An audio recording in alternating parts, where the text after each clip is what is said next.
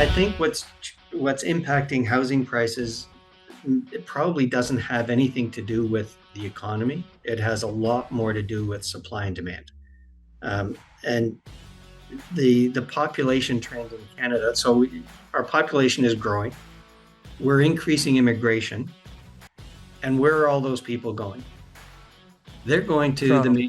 they're going to the major cities in Canada, right? So Toronto, the population of Toronto is forecast to grow by 100,000 people a year for the foreseeable future. This morning I went to go fill up my gas tank, and I noticed that prices were pretty high. And I noticed that I was thinking that too. Hearing on the radio that prices are going to go up even further, and that we're going to start to see, gas prices get out of hand. And the other thing that I'm noticing is the economy is doing really well. Too It's like we've got all these great pressures on us that basically it doesn't really seem like rates will be going back down anytime soon if the economy is doing well and we continue to see inflationary pressures. Like how do you guys look at that type of situation? Like you have clients, like you have big clients, you don't have to name them, but you have big like multinational and Canada wide clients. Like what are they doing in order to sort of protect themselves from this higher for longer interest rate environment? Well, that's a good question.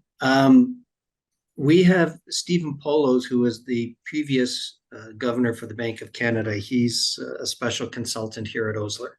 So we get internal quarterly updates on his read of the economy. Pretty good. It's a pretty good quarterly uptate. It's not bad. It's not bad. And our clients have access to his thoughts as well. So the Bank of Canada is trying to get inflation back down to 2%. That seems to be their magic number. I think the way they state it is between 1% and 3% is the goal, but really it's 2%. I'm not an economist. I don't know if 2% is the exact right number, but again, that seems to be their goal. And initially they thought that they would be closer to that target so that they could ease interest rates in 2024. They've just pushed that back a full year. All right. So, Sure. They thought they were going to do it this year. They've now pushed it back to next year. So 2024 is when they're predicting they'll be able to ease interest rates. The problem is that how the fuck do they know that now? They don't know anything. How the fuck do they That's know the thing. that? Next year, though. That's we're sure about this though now. Well, look, they're forecasting as best they can, but to the point TK was making, the economy is frustratingly not behaving the way they thought it would, and it's performing too well in the face of high interest rates. I did my Yorkdale Mall test the other day, and that place is like a beehive. Like it's crazy. It's crazy. And people are killing each other for a parking spot. It is a pandemonium at that mall. Like, where is everybody getting all this money? But I don't understand. Everybody's looking for a job and every employer's looking for employees, and there's people waiting like lines for everything, and nobody can afford to live anywhere, but they're all at the fucking mall buying iWatches and going to the movies. Like, I don't get this. So, but you just put your finger on it, right? We haven't lost employment, right? So even though the interest rates have been increased and they're trying to cool off the economy, businesses are still doing well enough that employment hasn't dropped off.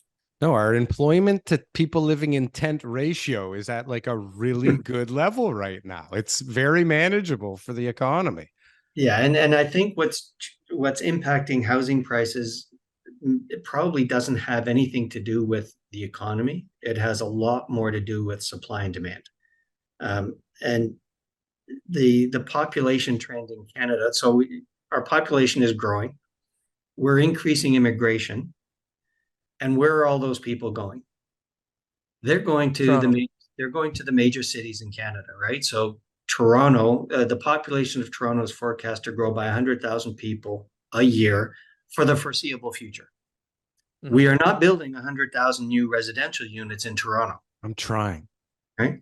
Well, but it's good luck with that, because I don't think we're hitting 30,000. Right. So we are falling further and further and further behind on the supply side of the equation and increasing the demand side. That's what's causing the pressure on pricing for residential in Toronto, in Vancouver, less so in Montreal. But any desirable urban center is facing that problem. It's supply and demand.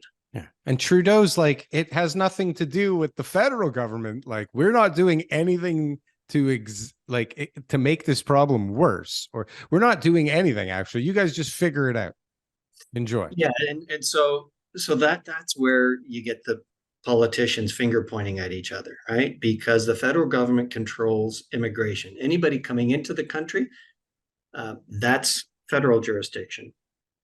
Housing is a provincial jurisdiction that they download to municipalities, right? So while the provinces have the constitutional jurisdiction over real estate and housing, it's really done at the municipal level where you get zoning bylaws, and that's where the municipal governments start to control how you grow in a city.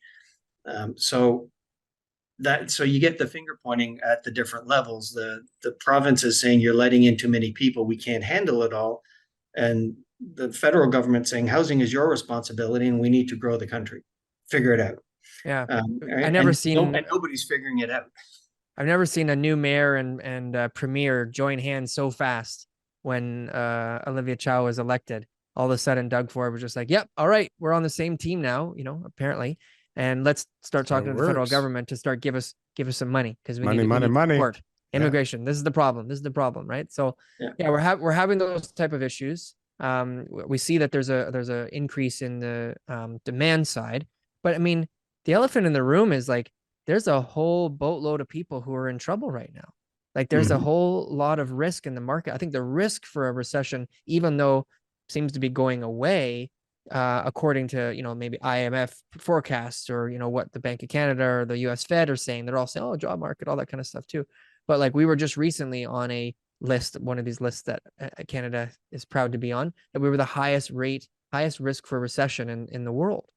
The number one country based on, interest rate hikes, based on logic, based on home prices, all that kind of stuff. And the people that we're bringing in to the country, and I'm super pro immigration, are putting a strain on our society one way or another, whether that's with, like, comment, and subscribe if you got anything from one of these clips. And if you want to see some more, press something on the screen here. Boom. That was good. That was good.